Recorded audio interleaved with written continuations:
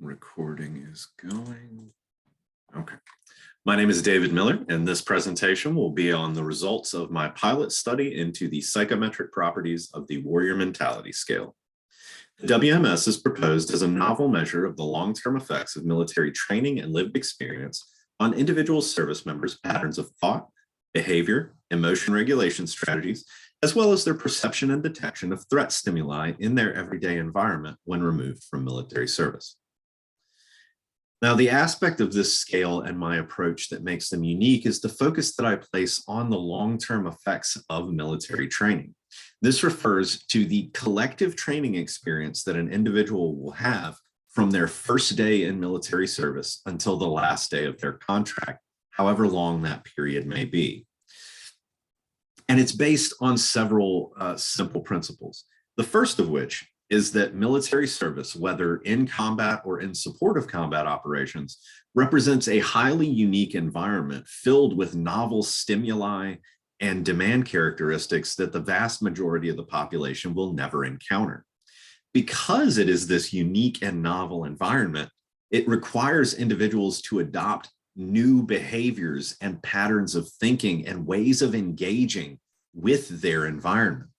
And when we look at something like preparing for combat or preparing to support combat, training is designed to impart more than just the technical, tactical, or strategic skills necessary to engage in combat, but also the patterns of thinking, regulating your emotions, and maintaining awareness of your surroundings necessary to safely navigate this novel environment. And when we utilize our training, we design them to be as realistic as we possibly can, running from simulated ammunition, small paint pellets to provide excellent reinforcement of when you would have been shot, to fake IEDs that will cover you in talc powder as that form of reinforcement. And when we look at this from a behaviorist perspective, what we see is a pattern of long-term repeated exposures on a highly variable and unpredictable reinforcement schedule where the consequences are some of the most highly salient possible for failure to predict threat, maintain awareness of your surroundings, or regulate yourself effectively.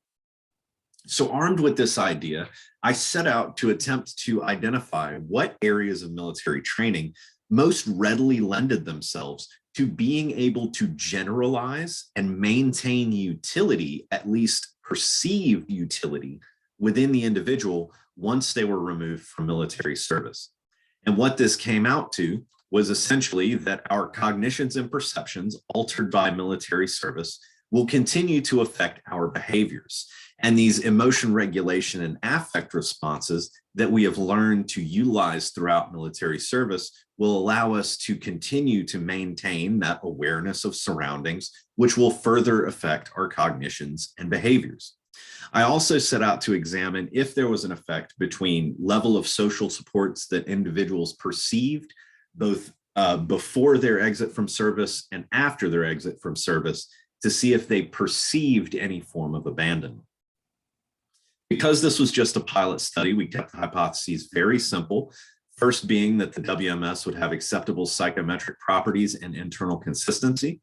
The second of which being that we would see correlation between scores on the WMS and current widely accepted and utilized measures of emotion regulation, coping, anger, and social support. Our methods were pretty basic. Administration was all done online. Recruitment was largely conducted via social media outreach. And our compensation was a little bit higher because of the exclusive nature of the population that we were trying to reach. The measures that we were seeking correlation with were the difficulties of emotion regulation scale, the Carver Cope inventory, the RAND social support survey, and the dimensions of anger reaction 5 scale.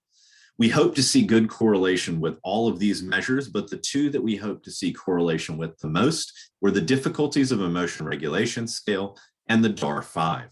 These two have shown excellent consistency, validity, and predictive ability for both mental health disorders around emotion regulation and coping, such as depression or anxiety, and also measuring the presence of anger, which is excellent in predicting poorer long-term mental health outcomes.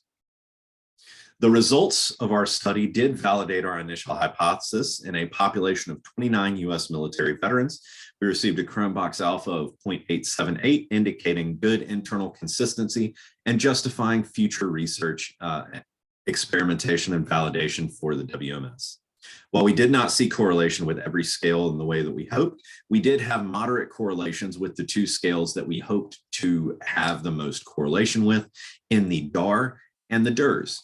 This helps to give us a much clearer focus of what our scale does well, and helped us to realize that I can step back and remove the social aspects and still have a very effective scale that targets these constructs better.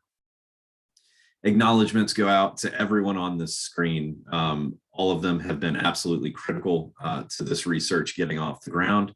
And very heartfelt thanks to the UNCG MarkUStar program for providing the funding that allowed it to be possible for me to even recruit this population.